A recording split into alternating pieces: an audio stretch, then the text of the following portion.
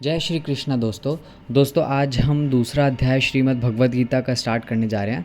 अगर आपने पहला अध्याय का वीडियो नहीं देखा है तो पहले आप उसे देख लीजिए ताकि आपको ये समझ आ जाए दूसरा अध्याय भी। तो चलो स्टार्ट करते हैं। तो ये कुछ इस तरह से स्टार्ट होता है। महाराज धृतराष्ट्र ने संजय से आगे का हाल बताने के लिए कहा। संजय बोले, चिंतित अर्जुन की आंखों में आंसू देखकर भगवान श्री कृष्ण बोले, हे अर्जुन, इस युद्ध स्थल में तुम यह कैसी अज्ञानता भरी बातें कर रहे हो। तुम्हारे जैसे वीर के मुंह से नपुंसकता की बातें करना शोभा नहीं देता। उठो, युद्ध के लिए तैयार हो जाओ। हे प्रभु, आप ही बताएं, मैं इस युद्ध में गुरु द्रोणाचार्य और भीष्म पितामह पर बाण चलाकर उनकी हत्या कैसे कर सकता हूँ। ये दोनों तो मेरे पूज्य हैं। इनके खून से हाथ रंगकर यदि मुझे राज्य प्राप्त हो भी जाए तो मुझे इसमें आत्मिक शांति नहीं मिलेगी।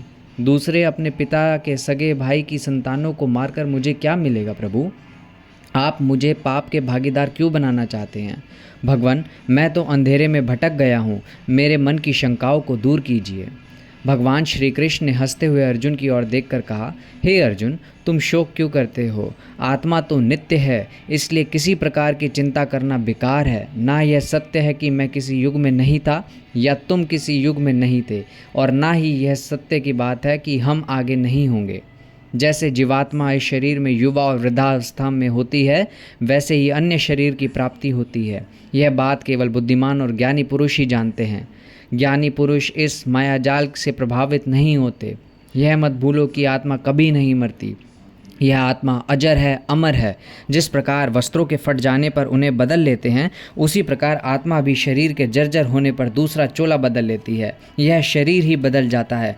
मानव कभी नहीं मरता, शरीर जरूर बदलता है। सब कुछ इंद्रियों का ही दोष है अर्जुन। किसी धीर पुरुष को ये इंद्रियां व्याकुल नहीं कर सकती, वह मोक्ष के योग्य होता है। हे पार्थ, वस्तु का अस्तित्व नहीं और सत का अभाव नहीं है। इस प्रकार दोनों का ही तत्व ज्ञानी पुरुषों द्वारा किया गया है, क्योंकि इस अविनाश का विनाश करने वाला नहीं है, जिसमें यह संपूर्ण जगत व्याप्त है।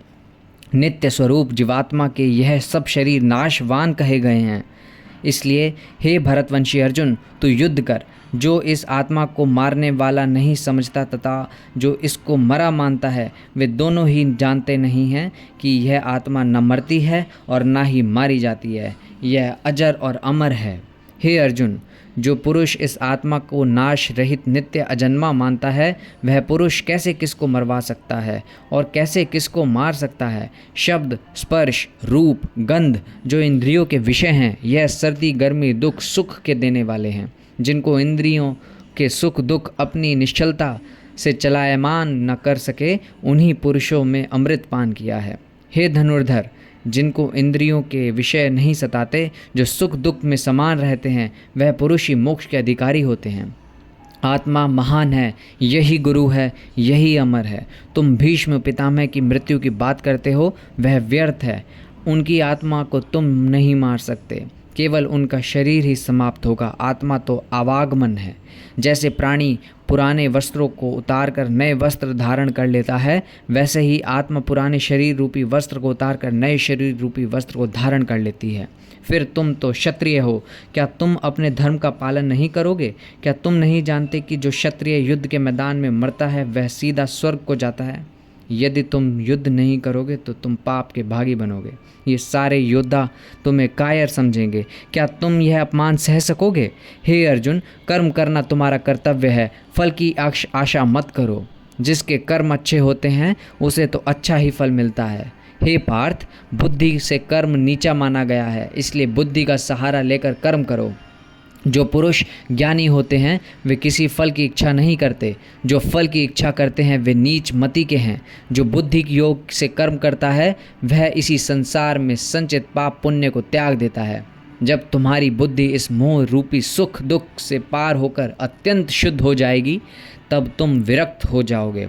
अभी मोह माया के जाल में पड़कर तुम्हारी बुद्धि अस्थिर हो गई है।